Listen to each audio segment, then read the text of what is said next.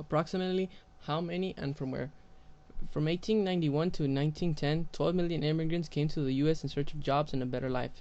So many immigrants arrived by the 1900s. Around 60% of the people living in the 12 biggest cities were from a foreign country or had foreign-born parents. 70% of the immigrants were from Southern and Eastern Europe. The immigrants were Czech, Greek, Hungarian, Italian, Polish, Slovakian, and Russian. They were mostly unskilled, and many were illiterate.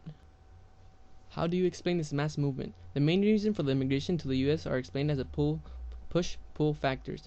The push factor gave the immigrants a reason to leave their native country and risk the long and often dangerous journey to America. Some push factors are population growth in the native land, political persecution, religious persecution, lack of food, and extreme poverty. The pull factor attracts immigrants towards the U.S. for many reasons. The reasons they came were for religious freedom, political freedom, opportunities to work, education, medical care, available land, and possibly the chance of achieving the American dream.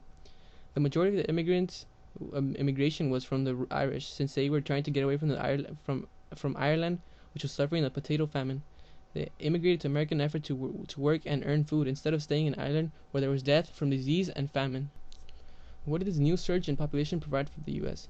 The new surge provided the U.S. with unskilled and skilled workers to help the growth of industry and factories. They promoted the growth of cities, a broader diversity to the cultures, and helped with the widespread of new ideas.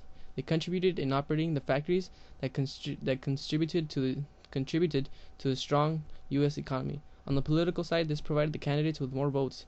They would provide food and shelter for the immigrants in exchange for their votes. This led to a corrupt government. What reactions did the American establishment have to this phenomenon? The American settlements reacted to the immigrants in a hateful way. The nativists reacted to the immigrants as a threat.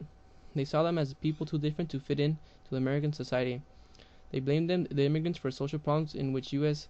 such as violence, crimes, and poverty. They disliked the immigrants since they were also stealing their jobs. The immigrants would do the same jobs the nativists would do, but at a much cheaper wage. This would cause jobs to decrease their wages and cause people to lose their jobs to immigrants. Labor unions formed in order to demand restrictions on immigration. In 1882, Congress passed the Chinese Exclusion Act, which denied citizenship to anyone born in China and didn't allow the immigrants of Chinese laborers into the U.S. The Chinese faced many violent crimes with the Exclusion Act. In 1885, a mob in the Rock Springs, Wyoming territory murdered 28 immigrants and drove out hundreds. The Immigrant Restriction League formed to impose an illiteracy test to immigrants to see if they are American enough to become a citizen. President Grover Cleveland vetoed it since it was wrong, even though they kept trying to restrict all immigration, but immigration still continued.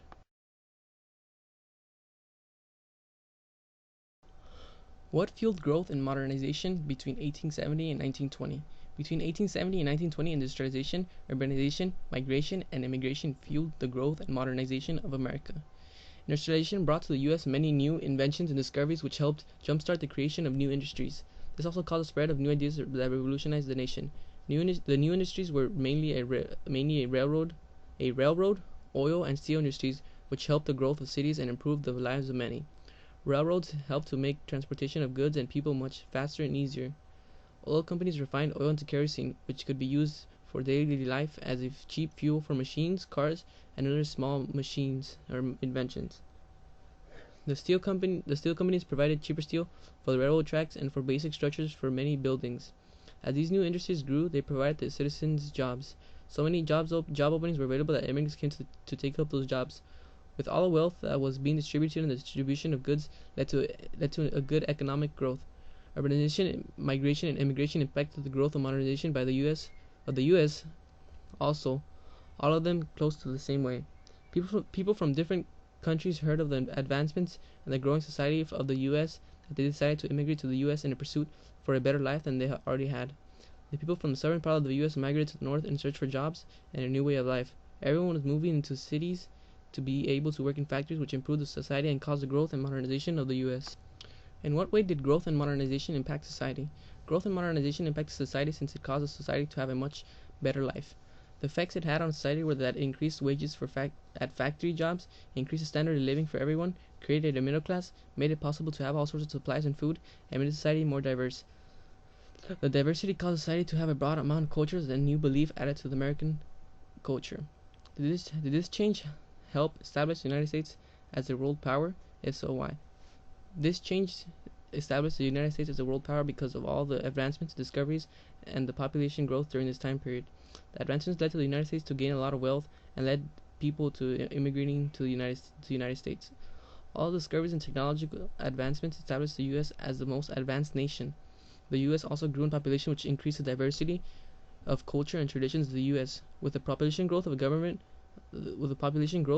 was made that used citizens to control a nation, or so-called a democracy. The democracy put the people's interest in the government to ensure a secure and safe government. The United States is also a world power because of citizens' discoveries, inventions, advancements, diverse culture, huge industries, and the fair government ruled by the citizens.